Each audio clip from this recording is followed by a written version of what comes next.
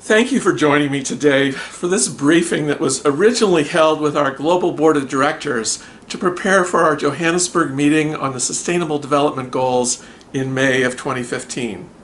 Behind me, the symbol of the African Union, a body who's playing a key role in the bold commitment that African leaders are making for the years 2025 and 2030. First, let's remind ourselves just how big Africa is. This map shows how the landmass of Africa could contain all of the US, Western Europe, China, India, and even more. The dramatic commitments being made now in Africa were catalyzed in many ways by the Millennium Development Goals made in the year 2000. For the poorest countries, most of which are in Africa, these goals would require a significant increase in aid from the rest of the world. Most Africans are farmers, yet despite promises made after the African famine of 1984, aid and investment in agriculture steadily declined for the next 30 years. In general, there was a lot of skepticism, both inside and Africa, about the future of aid. In 2002, the world held the first ever conference on financing for development in Monterrey, Mexico, forming a consensus around principles for badly needed profound transformation in North-South relations.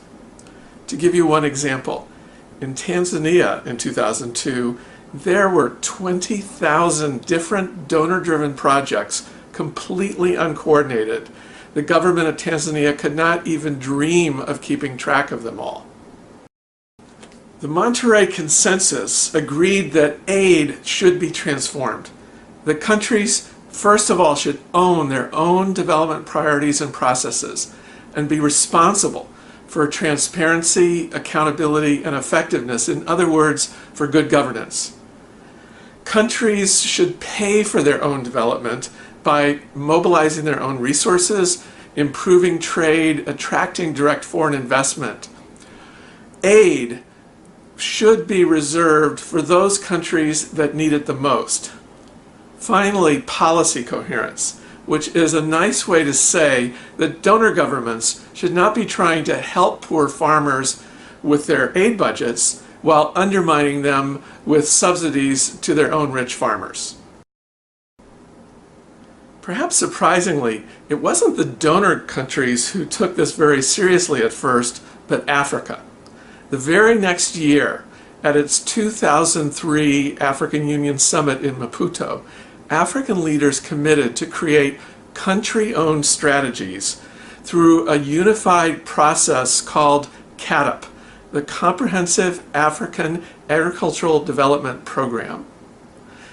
Through a process that was considered revolutionary in its transparency, they would create strategies through which they intended to achieve 6% annual growth in agriculture by investing at least 10% of their total budgets in agriculture. The first country to form a CAADP compact with its donors was Rwanda.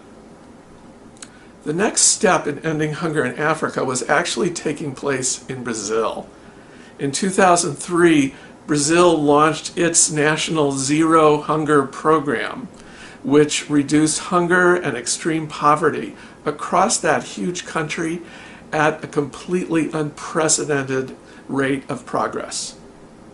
Brazil's Zero Hunger program did not merely focus on food production. It brought together progress in many sectors at once. Better incomes for the poorest families, support for family farmers, cheaper food, including urban people's restaurants linked to family farmers, and targeted support programs for mothers and their young children. Then, in 2008, the consequences of the 30-year decline in agricultural investment led to the world food price crisis. Food prices in many countries doubled for no clear reason, and there was rioting in some cities. The G8 summit in 2009 issued its L'Aquila Declaration, to reverse the drop in aid to agriculture with $20 billion in new money, and to obey the Monterrey Consensus to invest it completely in country-owned plans. African countries, in response to this commitment, got far more serious about the CAADP process. And look who else was attending that meeting. India, South Africa, and right next to President Obama is President Lula of Brazil. Lula is about to play a key role in Africa. Of course, the food price crisis and undernutrition in general has almost nothing to do with there being any lack of food in the world. The new commitment to agriculture needed to be matched with a new commitment to nutrition. And in the year 2010, the SUN Scaling Up Nutrition movement was launched.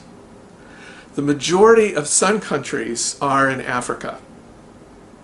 In 2012, the World Health Assembly set targets for dramatically reducing all forms of malnutrition by 2025, making that a key target year.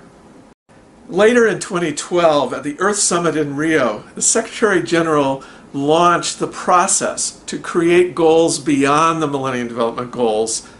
These would be the Sustainable Development Goals. They would complete the unfinished work of the MDGs, recognizing that solutions must be inextricably linked with solving the environmental challenges and governmental issues. He also declared his personal campaign for ending hunger, the Zero Hunger Challenge. In his December 2014 synthesis report, the Secretary General summarized the 17 Sustainable Development Goals within 6 major elements.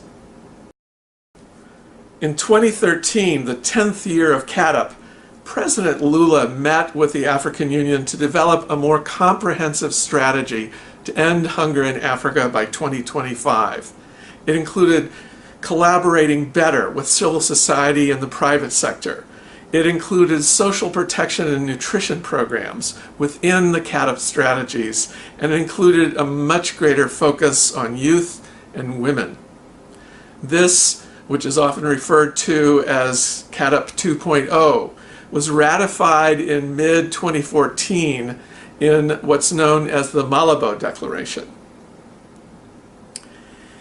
In the post-2015 process to design the Sustainable Development Goals, Africa has been unique among all the regions in being able to speak with one voice and identifying 6 key focus areas for achieving the SDGs in Africa.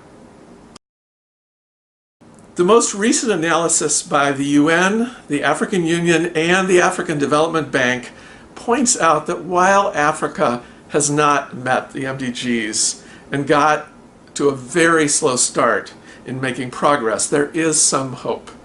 Africa started much further behind than the other regions. Its progress in the last 5 years has been quite dramatic. And in this chart of the fastest progressing countries, all of the ones in blue are African countries. On this past New Year's Eve in South Africa, the world launched a massive campaign, Action 2015, to mobilize support for the pivotal year of 2015 to powerfully complete the MDGs and launch the SDGs.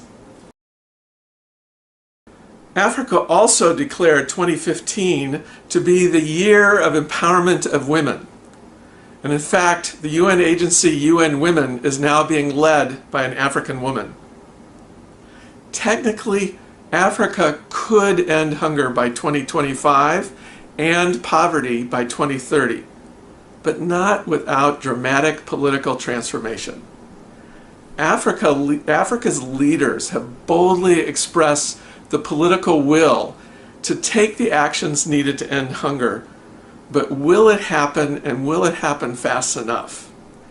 It will be up to the people of Africa and her partners around the world to hold governments to account to make this happen.